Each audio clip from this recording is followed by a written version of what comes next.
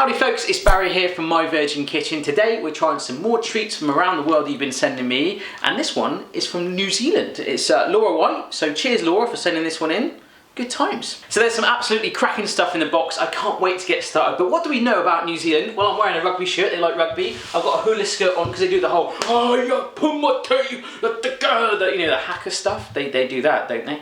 Yeah. There used to be a popular drink you could get called Kia ora. I think you might still be able to get it, and that actually translates to hello in Maori. Maori? I can't pronounce that word. M-A-O-R-I. How do you pronounce it?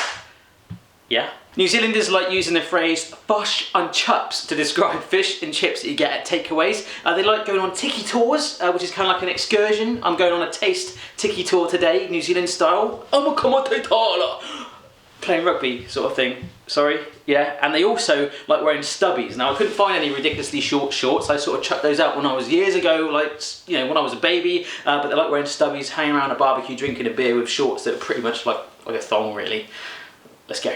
First up is a chocolate fish, and when I first hear that phrase, I'm thinking of Limp Bizkit's song, Chocolate Starfish, and then we're going down a completely wrong avenue. It's got some flip-flops on the front cover, aka sandals. I think New Zealanders call that jandals, which Australians, you kinky people, call thongs. Now let's just get this out of the way straight away. If you're Australian or New Zealand, and you're anyone else from around the world, if I meet someone in the street and they've got that accent, I'm like, hi, how are you? And they're like, hi, I'm good, nice to meet you. I'm like, are you from New Zealand? They're like, no, don't be stupid, I'm from Australia. To us, it's completely the same, and I know you guys get quite offended by that, so I'm sorry. Anyhow, chocolate coated marshmallow thing, let's give it a go. Oh my goodness, look, it is actually like a little fish. I've just sort of reeled it in. Now Laura says apparently you give these chocolate fish out if someone's done a good deed. You're like, you owe that guy a chocolate fish. I nearly said starfish then, but that's, again, so wrong. Look, I think it's kind of like a pink mallow. Let's just go like that. Ugh.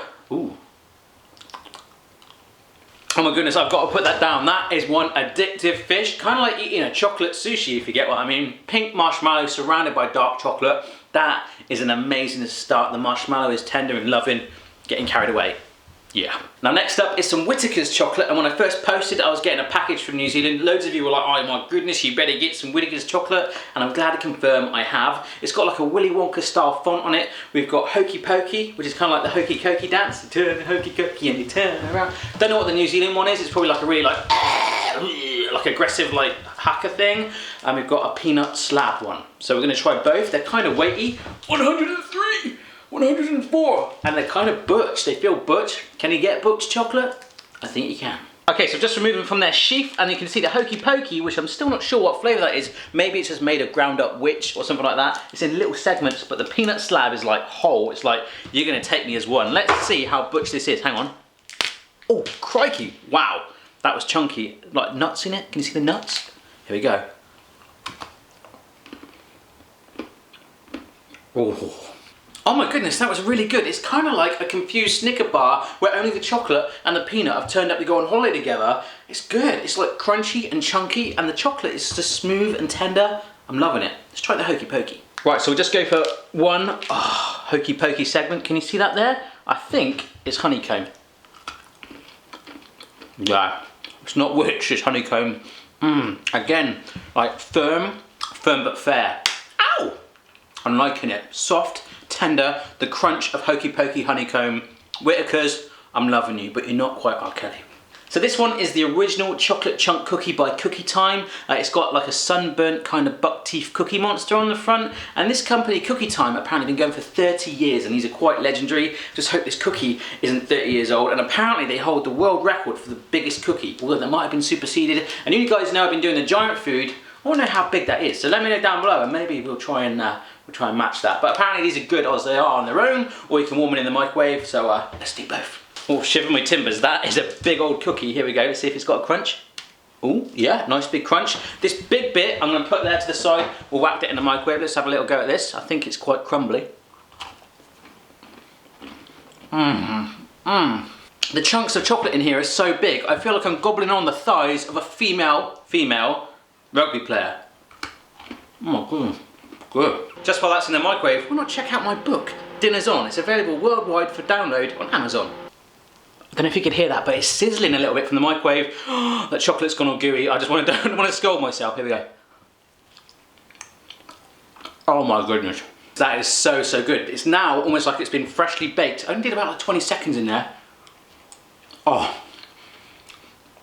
Oh my goodness. I am loving that. My mind is telling me no, but my body is telling me yes. You are so good. We've got an R. Kelly already. Okay, so these are some more things from New Zealand. They are raspberry, lime and orange toffee sticks. I feel like I only need to have one. They feel really firm and chewy, kind of like the Australian Redskin. Let's go for lime.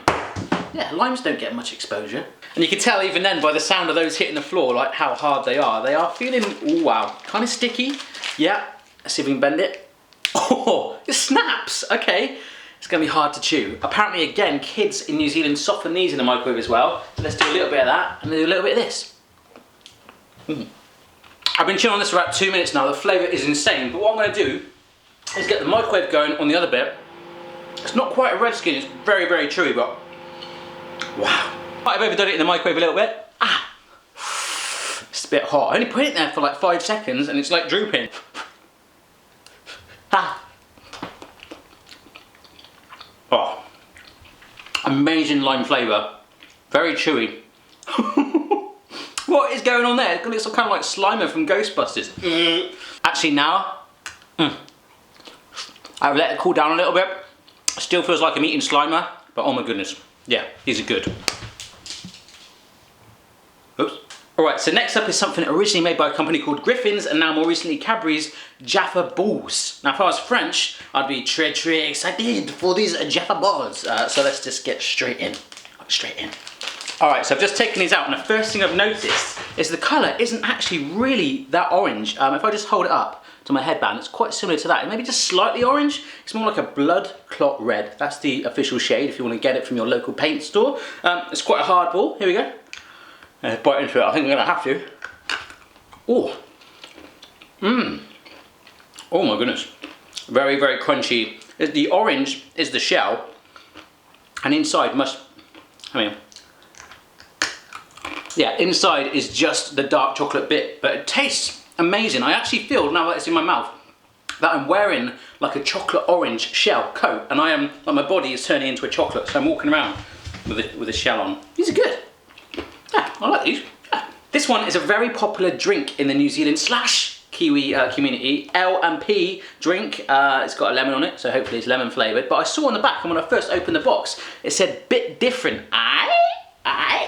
That's like a comedian in the UK called Ali G. You got to check it out. Yeah, that's what I thought it was called. I thought that is an amazing name for a drink. Bit different, but instead it's L&P. So apparently this tastes like a kiwi summer in a bottle. Let's have a smell. Doesn't really smell it much. It's kind of like, kind of like an old lady's perfume, actually. Don't ask me how I know that. Now, a couple of years ago, I couldn't stand to drink any sort of fizzy drink, which isn't actually really a bad thing, but if that was still the case, I couldn't drink this now. But I'm glad to say that I can have a try. Let's give it a go. Ooh, that is good. It's kind of subtle. It's like a minery, sparkling water vibe going on with some lemon flavouring. Here we go. Oh, by the biceps of Jonah Lomu. I'm liking that. I'm going to put that lid back on there. I'm going to try and break it down, work out all the ingredients and make my own homemade one of that. I'm going to love that. I'm going to love it and you're going to love me back. Check that out. Get some yourself. L&P. Bit different. Next up is pineapple lumps, which in Laura's words used to be called pineapple chunks. She's not sure why they changed, but they taste amazing. So it's great. It's the packaging is by Pascal. That's who make them. Pascal, je ne sais quoi, je veux une pineapple lump, s'il vous plaît, parce que je ne peux pas parler. Sorry, I don't know what pineapple is. Pineapple? Pin pon? I don't know in the French, so I don't know where I'm going with this. But anyhow, this does look like the sort of packaging you get on an energy bar. You get these guys in the gym. Hey man, do you wanna get like a sandwich or something? No, it's okay, man. I got my creatine bar right here. All right, see you later. Anyhow, let's get into this. I'm really excited. Excited, Pascal. All right, we've just got out of the pack in a little segment. I've actually got a duo pack, good times. So here we go. One thing I'm hoping it's not is you know you get that really sort of like naff chewy pineapple in all these health shops. It does say with real fruit juice on there, so I'm not sure. I might be disappointed by this, but anyhow, can we break it? Yes, we can. Oh my goodness, it's like a sort of mallowy thing. What are we doing? What are we doing? I don't know what we're doing, but we're just gonna keep doing it. Pull it apart. Oh, that smells like pineapple. Hopefully, that's probably a good thing. Pascal would be happy. Je me suis Pascal, je suis très happy pour le chocolat. Truly. Oh, by the hooker throw of Sean Fitzpatrick. That is an old school rugby reference for any of you guys that don't know. Check out rugby and check out Bristol Rugby Club if you want to. That's who I support. Get down there. That is a pineapple chewy sensation, and it's not that rubbish pineapple you get in the shop. It's a little bit combined with a sort of Malawi vibe. I'm loving it. I'm going like this. Did I do that right? Hopefully that'll look alright. Yeah.